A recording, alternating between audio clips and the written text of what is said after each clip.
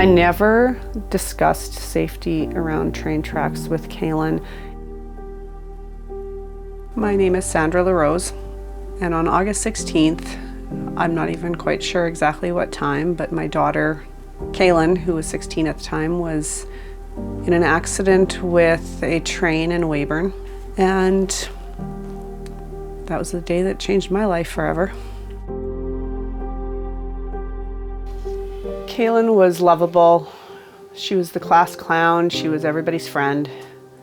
She was compassionate, and she loved every person and every animal. She would find something good in everybody. She was beautiful, athletic, smart, honor roll student. She had everything going for her. Her life revolved around her phone, whether it was her work schedule, her exam schedule.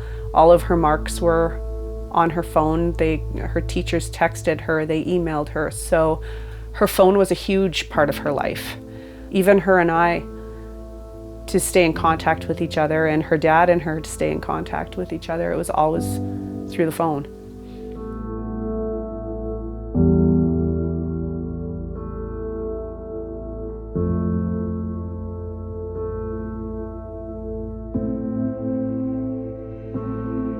I came into the house and it was 6:30, 6:45, and I thought that was odd because she told me she wasn't going to be very long. So I sent her a text message asking where she was. Almost instantly, my phone dinged, and I thought it was her replying. And I looked at my phone, and it was her friend Cameron, who had sent me a message on Facebook asking me to phone this phone number. And it was the RCMP. And the constable had told me that Kaylin was in a car accident.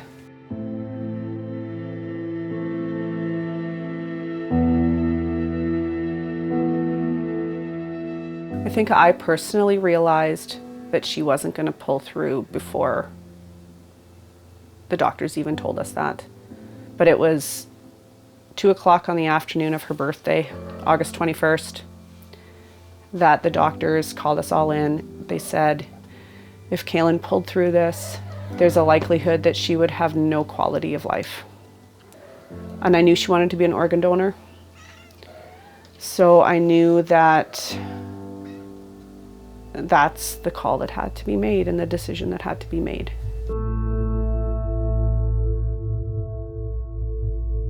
Her accident was deemed distracted driving.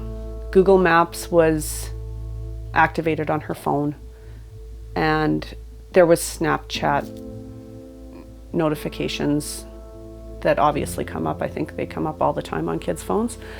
But that they were guessing that she looked down at her seat. She drove a Standard, so she didn't have the phone in her hand. It would have been on the seat next to her. That she looked down is what they're guessing, just as she crossed the tracks and the train hit her. She would have had her music going, and she wouldn't have heard the train whistle. So the phone was not the only thing that was distracting. I never thought that I would have to warn Kaylin that if she played her music loud, she wouldn't hear a train whistle. I always told her you wouldn't hear the police siren or the ambulance siren or the fire truck siren, but I never once said, you're not going to hear the train whistle. The train hit her in the back passenger side of the car. And the constable said it pushed her probably 50 yards down the track, and then it rolled down the embankment and it rolled onto the driver's side. It didn't roll completely over. The train crew righted the car. She actually gave the train crew her name at the accident and then started convulsing. If I could go back to that day, I would change everything. And if I could have been on her shoulder that day, I would have turned her phone off.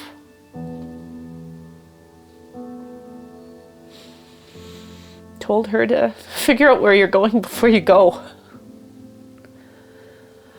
But I can't go back. And she can't go back.